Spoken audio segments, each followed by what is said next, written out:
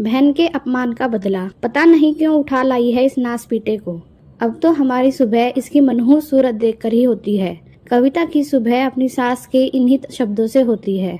जिस दिन से कविता माधव को अपने घर लेकर आई थी, उसी दिन से उसकी सास की आंखों में वह लड़का खटकता था। कविता घर संभालने के साथ साथ अपना छोटा सा कैटरिंग का काम भी संभालती थी। अपने पति और सास का माधव के आने से उनका व्यवहार बदल गया। वह दोनों माधव को बात बात पर अपमानित करते थे।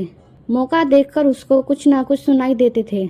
उनकी 6 साल की बेटी रिया माधव को देखकर बहुत खुश हुई थी और उस 10 साल के बच्चे को पहली बार में माधव भैया मान लिया था।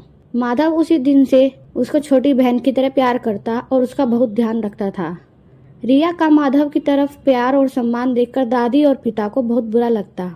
उन्होंने उसको माधव के खिलाफ भड़काना शुरू किया और उस मासूम बच्ची का मन माधव के खिलाफ होने लगा। वो हर बात पर उसका अपमान करती। कविता प्यार से अकेले में समझाती तो वह थोड़ा बहुत तो समझ जाती थी, लेकिन माँ की व्यस्तता पर पिता और दादी की सोच भारी पड़ गई। माधव उसका ध्यान रखने की जितनी कोशिश करता, रिया के अपमान के शब्द उतने ही कड़वे होते जाते। बचपन में रक्षाबंधन पर वो माधव के लिए राखी लाती थी और मेरा भैया कहकर माधव की कलाई पर बांधकर मिठाई खिलाती थी। माधव भी उसको आइसक्रीम खिलाता और उसकी मनपसंद का तोहफा दिलाता। माधव कविता की बचपन की सहेली पूजा का बेटा था। पूजा के पति की मौत बचपन में ही हो गई थी। पूजा ने अकेले बड़ा करा था। एक कार एक्सीडेंट में पूजा की मौत भी हो गई थी। जब कविता माधव को घर लेकर आई थी, तभी उसकी सास ने कहा था, मनुष्य है यह लड़का, माँ बाप को खा गया, अब क्या अपना घर भी बर्बाद करने के लिए लाई हो? कोई जरूरत नहीं इसको यहाँ रखने की, छोड़ आओ इसको किसी अनाथ आश्रम में। कविता के पति भी नाराज हुए थे। उसने उन लोगों से कुछ नहीं कहा और माधव को अपने बेटे की तरह पालने लगी। और अब माधव 24 साल का इंजीनियर बन गया था। कविता को वह माँ नहीं भगवान मानता था, जिसने बहुत मजबूती के साथ उसको पाला था। 20 साल की रिया भी एक खूबसूरत लड़की थी। दादी और पिता की जरूरत से ज्यादा लाड़ प्यार ने उसको जिद्दी और रूखे स्वभाव का बना दिया था। कविता के प्यार, मेहनत और समझदारी की वजह से वह माँ की इज्जत तो करती थी, लेकिन माधव को लेकर उसका वही रवैया था। एक दिन रिया ने घर में बताया कि उसको किसी सहेली के घर जाना है और वह रात को वहीं रुकेगी।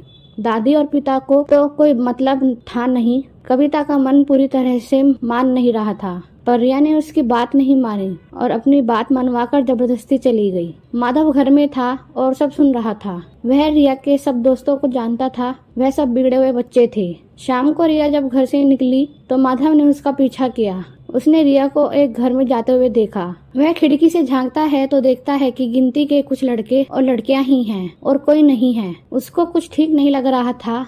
वो वहाँ छुपकर बैठ गया। रिया दोस्तों के साथ नाच रही थी कि तभी माधव ने देखा कि एक लड़का उसकी ड्रिंक में कोई दवाई मिला रहा है। माधव इन सब का वीडियो बना रहा था। उसने देखा कि रिया को थोड़ी देर बाद चक्कर आने लगा। वह लड़का रिया को कमरे में ले गया और बेहोशी के हालत में रिया को पलंग पर लिटा दिया। जैसे ही उसने रिया के कपड़ों को छुआ, माधव ने उसके ऊपर हमला करा और बहुत मारा। वो पहले ही पुलिस को उस पार्टी की खबर दे चुका था, इसलिए पुलिस वक्त रहते आ गई और उस लड़के को पकड़कर ले गई। माधव ने किसी तरह से मिन्नत करके पुलिस को रिया को ले जाने से रोका।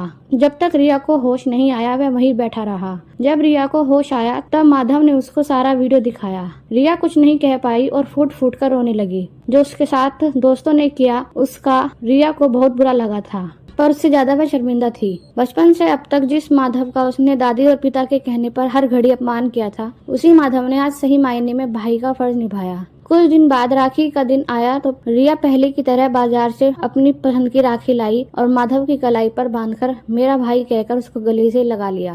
दादी और पिता भी अब चुप हो गए थे। रिया के अपमान का बदला माधव ने कविता के वात्सल्य के धागे से आज मजबूत रिश्ता बनाकर पूरा करा।